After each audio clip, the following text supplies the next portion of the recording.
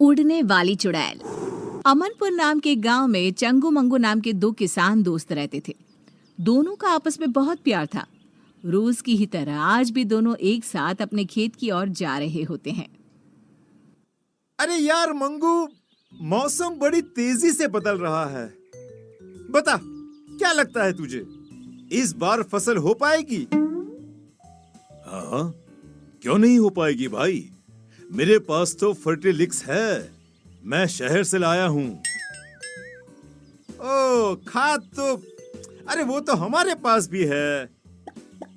सब गुड़ गोबर कर देता है तू, ये शहर में मिलता है। अरे तू कहाँ से पाएगा, बहुत महंगा मिलता है ये। दिखा दी ना अपनी औकात। मंगू, आखिर हमारे बीच पैसा आ ही गया। अरे नहीं चाहिए मुझे तेरे जैसा दोस्त जो हमेशा मुझे नीचा दिखाना चाहता है। अरे चंगू, पर मैंने कब तुझे नीचा दिखाया? अरे मैं तो सच्चाई कह रहा हूँ। गांव के बीचों बीच दोनों बुरी तरह लड़ पड़ते हैं। कुछ ही देर में बोला चाली हाथापाई में बदल जाती है। गांव के कुछ लोग आकर उन्हें छुड़वाते हैं और अपने अपने काम पर जाने को कहते हैं। शाम को मंगू तो अपने घर लौट आता है, पर चंगू नहीं आता। अभी तक ये घर नहीं आए। इतनी देर तो ये कभी नहीं करते। भगवान ना करे इन्हें कुछ हो तो नहीं गया ना। मंगू भाई साहब के घर जाकर पता करती हूँ।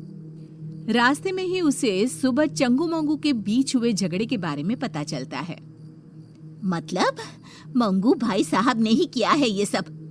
ऐसा बदला लिया कि मेरे सुहाग को ही गायब कर दिया। विमला गुस्से में सोनम के पास जाती है और कहती है, कहाँ है सोनम, बाहर निकल।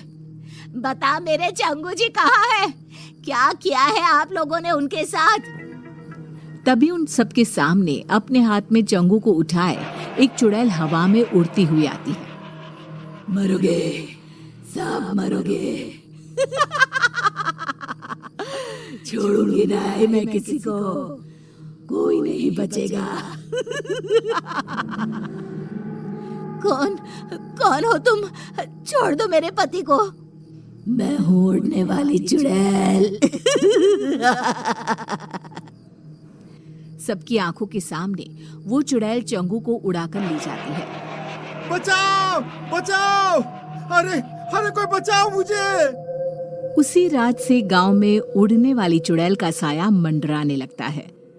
अगली सुबह केसारी लोटा लिए खेत की तरफ जा रहा होता है। तभी चुड़ैल उड़ती हुई आती है और उसे हवा में उड़ाकर ले जाती है। अरे चुड़ैलिया, मुझे छोड़ दे मुझे चुड़ैलिया। अरे चाहिए तो मेरा ये लोटा ले ले। तेरे लोटे का मैं क्या करूंगी?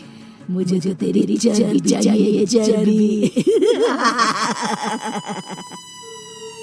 चुड़ैल चंगू की तरह ही केसारी को गांव के बीचों बीच हवा में घुमाती हुई गायब हो जाती है। धीरे धीरे चुड़ैल का प्रकोप गांव में बढ़ता ही जाता है। आए दिन कोई ना कोई गांव से गायब हो जाता। धीरे धीरे कर लोग घर से निकलना भी बंद करने लगते हैं। फिर एक दिन, ऐसा कब तक चलेगा? अरे कब तक हम लोग घर पे बैठे रहेंगे? अब तो कोई अपने घरों के छत पर भी नहीं जाता। इस चुड़ैल से छुटकारा पाने का कोई ना कोई रास्ता तो निकालना ही पड़ेगा। हाँ जी, बिल्कुल सही कह रहे हैं आप। अरे पर हम लोग करेंगे क्या? पीछा करेंगे उस चुड़ैल का। पता तो करना ही होगा कि वो चुड़ैल गांव वालों को कहाँ ले जाती है। पर वो तो अचानक ही कहीं गायब हो जाती है। कहाँ से हम पता लगा पाएंगे कि वो कहाँ जाती है? गेहूं की एक पोटली तो लाना सोनम। ये पोटली ही आज सभी गांव वालों का ठिकाना बताएगी। शाम को मंगू जानबूझकर हाथ में एक गेहूं की पोटली लेकर गांव के चौराहे से गुजरता है। उसे देखते ही चुड़ैल उसे उठा ले जाती है। फंस ही गया, चुड़ैल के जाल में फंस गया। फंसी तो तू है चुड़ैल, मंगू के जाल में। हमेशा की तरह चुड़ैल गांव के बीचों बीच उड़कर मंगू को लेकर गायब हो जाती है। चुड़ैल के अदृश्य होते ही मंगू अपनी पोटली से गेहूं के दाने नीचे डालना शुरू कर देता है। दानों का पीछा करते हुए सभी गांव वाले एक अलग ही दुनिया में पहुंच जाते हैं। एक ऐसी दुनिया जहाँ हर तरफ इंसान की शक्ल की सब्जियां थी। और तो कौन नया गांव मालूम पड़ता है। अरे भैया वो देखिए हमारे चंगू जी पेड़ पर आधे टमाटर बनकर लटक रहे हैं। अरे कुछ कीजिए, उनको बचाइए ना। अरे वो देखो भिंडी, केसारी ही लागत है। मतलब उड़ने वाली चुड़ैल सभी को सब्जी में बदल देती है।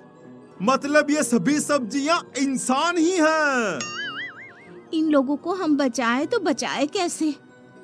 तभी पेड़ पर लगा एक टमाटर कहता है, इस गांव को श्राप है कि अगर किसी ने एक भी सब्जी तोड़ी तो सभी की सभी सब्जियां इंसान में बदल जाएंगी। पर चुड़ैल के रहते कोई सब्जी को छू भी नहीं सकता। अरे वो आती ही होगी, तुम लोग भी कहीं छुप जाओ, जाओ जल्दी। ये सारी बातें मंगू सुन लेता है। वो चालाक तो था ही। वो चुड़ैल से कहता है, जो मर्जी तुम्हारी, वो सब्जी मुझे बना दो, मगर बाहर धूप में जो सब्जियां सड़कर टूट गई तो? मेरी सब्जियां टूट नहीं सकती, उन्हें ताजा रहना होगा। तो किसी को सब्जियों को पानी देने के लिए क्यों नहीं रख लेती? हाँ, ये सही रहेगा, पर ये काम करेगा कौन? हाँ, वैसे तो मुझे मटर बनना था, पर ये काम भी चलेगा। जाओ चुड़ैल, तुम आराम करो, तब तक मैं सब्जियों को पानी दे आता हूँ। मंगू बाहर जाता है और सब्जियों को पानी देने के बहाने एक सब्जी तोड़ लेता है। जैसे ही वो सब्जी तोड़ता है, जादुई नगरी खत्म हो जाती है। सभी सब्जियां इंसानों में बदल जाती है। तभी वहां भागती हुई एक खूबसूरत लड़की आती है। मैं एक श्रापित राजकुमारी थी। जब तक कोई छुपकर सब्जी नहीं तोड़ता, मैं आजाद नहीं हो सकती थी। तो मुझे बताओ, तुमने कभी किसी को सब्जी तोड़ने क्यों नहीं दी? ये श्राप था ही ऐसा। मुझे सभी को सब्जी तोड़ने से रोकना था। बाकी मुझे कुछ भी याद नहीं था। श्राप ने मेरी बुद्धि ले ली थी। पर आज जब मंगू ने हिम्मत दिखाई और सब्जी तोड़ी, तो सभी के साथ मैं भी मुक्त हो गई। मंगू की समझदारी सभी को बचा लेती है। सभी लोग वापस गांव आ जाते हैं। चंगू मंगू फिर से अच्छे दोस्त बन जाते हैं।